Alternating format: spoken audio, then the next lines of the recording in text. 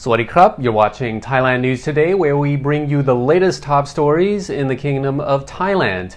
We'd like to thank our Thaiger legends who have joined as members to support the channel. Today we give a shout out to William P. Kittredge to show our gratitude to your support. Now you can be one too by hitting the join button and access our exclusive members only content.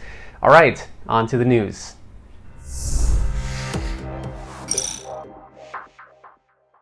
A survey carried out by the Thai Hotels Association shows that average occupancy for the country's hotels in June is not expected to increase from the 6% seen in May. In a further blow to the hotel industry, occupancy in alternative state quarantine facilities is predicted to fall to 10%, down from 13% last month. While hospitals, which are hotels that accommodate COVID-19 patients with mild or no symptoms, are seeing higher occupancy, revenue has still taken a hit compared to the pre-pandemic tourist occupancy rates. According to the THA survey, 34% of hotels are open, 41% are partially open, while 20% are temporarily closed. In the case of the hotels still operating, the majority are still seeing less than 10% of the revenue earned pre-pandemic. The THA is also calling on the government to implement measures to help the industry, including a 50% co-payment subsidy for employee salaries. The west coast of Phuket, gearing up for a grand reopening to foreign tourists in less than 10 days, has had some unwelcome visitors from offshore. Small tar balls, clumps of congealed oil, have been washing up on the island's west coast beaches for the last week and continue to wash up even today. Michelle Muyai from the Sustainable Mai Khao group has been busy with other volunteers picking up the gooey mess along the northern beaches for the past week. We asked Michelle where they think the mess has come from. We are all thinking that it's coming from the Sri Lankan disaster. We don't have proof, and the Phuket Marine Biological Centre have been collecting specimens along every beach, and they're checking right now. They have to get what they call a tar ball footprint in order to understand where it comes from, or fingerprint at least. So they can also check the DNA of the oil to find out where it came from? Yes. That was Tim speaking to Michelle Muyai about the tar balls along Phuket's beaches. You can see the full interview on our YouTube channel, and we'll be right back after this break. Want to keep up to date with what's happening in Thailand? Download the Thaiger app. It works on both Android and Apple. And it's free. All the latest news, videos, and information at one click from your phone. Go to your Play Store or App Store and download now.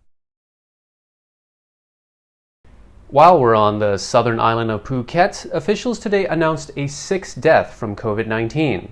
The death was reported this morning following an announcement from the island's Provincial Public Health Office.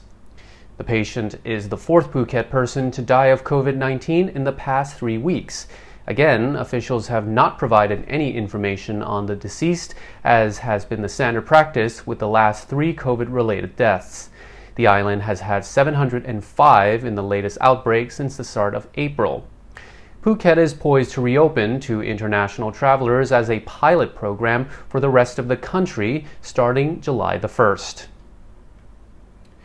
Another Thai doctor is stressing the need for caution over hastily reopening Thailand. However, where the last doctor cautioned against removing the 14-day quarantine, this doctor is emphasizing that vaccinating 50 million Thais should not be the only priority. Dr. Nitipat Jiangoon, chief of the Respiratory Disease and Tuberculosis Department, says that the mass vaccination campaign to achieve herd immunity overlooks the healthcare system, the economy, and security. The doctor says if the infection rate remains around 3,000 a day or over 300 people still needing a ventilator, it would be preferable for the country to stay closed. He goes on to say that the goalpost of vaccinating 50 million people with the first dose of a vaccine to achieve herd immunity should only be the first step towards easing restrictions. He argues that mass vaccinations should not be the only precondition for reopening. He also reminded Thais that getting both inoculations is not the end of the story. People will still need to get a third booster inoculation as well. The governor of the Gulf of Thailand seaboard province of Chon Buri has ordered a lockdown in 3 locations in an attempt to stop a recent surge of COVID-19. The governor issued the closure order last night. The province reported 175 new infections yesterday, the highest since the start of the current outbreak in April.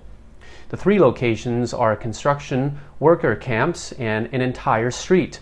It's also understood that officials are providing people based in these locations with food, water, and other essential supplies for the duration of the lockdown.